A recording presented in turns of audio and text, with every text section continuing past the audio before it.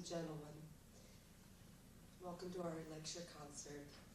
I would like to warmly thank Dr. Shubha Chowdhury and the Archives and Research Center for Ethnomusicology for making this event possible.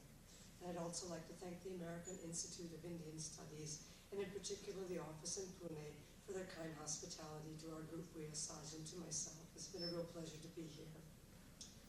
It has been my great pleasure to travel this February from Trinidad, West Indies, to the great cities of India, and tonight to Pune, with the musicians from the group, Chutney group, Bhuyaa Saaj. Bhuyaa Saaj is a Bhojpuri term referring to an entertainment group which is seated on the ground. The forebears of these fine musicians were taken from India to the West Indies beginning 160 years ago under the unspeakably cruel British system of indentured labor, of which more will be said. It is hard for me to express, therefore, how honored I am to accompany the descendants of such brave adventurers home to their true motherland of India. We are all extremely happy to be here. This evening, the group will perform exciting chutney songs, a lively new musical form born in the West Indies, but with deep Indian roots. The story of the East Indian indentureship to the West Indies is one of tragedy and the ultimate triumph of an oppressed people. It began in 1838 with the abolition of African slavery throughout the British Empire. Emancipation triggered a labor shortage that brought small plantation societies, such as Trinidad, to near economic ruin. The introduction of indentured workers from India averted this crisis. The forebears of today's 500,000 Trinidad Indians were shipped in between 1845 and 1917. This a wicked practice that was halted only by the onset of World War I. These original indentured workers were called coolies. They spoke Bhojpuri, the Hindi dialect of eastern Uttar Pradesh and western Bihar, from whence they hailed, and this language served as a lingua franca for the Indians in the colony.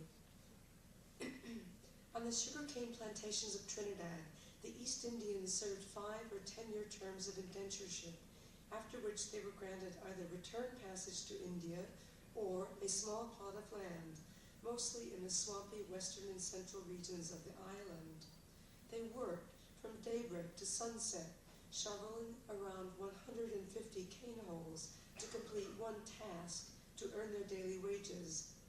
Perhaps they had dreamt that they had crossed Sat Samundar Par and the seventh sea to paradise, but they soon came to realize, after they had been beaten, after they had been fined, and after they had been jailed, that this dream was an illusion, that the beautiful queen was not to be found, that indeed they had been forced to cross the black waters, across Kalapani, into exile, that this Trinidad, the land of sugar, this Trinidad, was the world of slavery.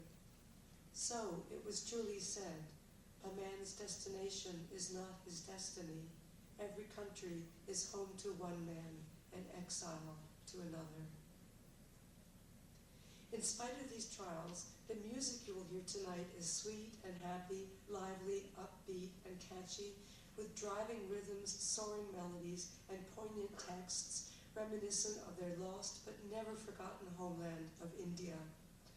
Our program opens with a devotional invocation to the deities of the Hindu pantheon, including Saraswati, the goddess of music, Ganesh, the remover of obstacles, and Hanuman, who has served as a tower of strength for these immigrants over the decades.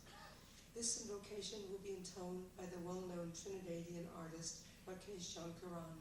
He is son of the late and great artist Isaac Jankaran, who was a pioneer in the local classical style of Trinidadian music.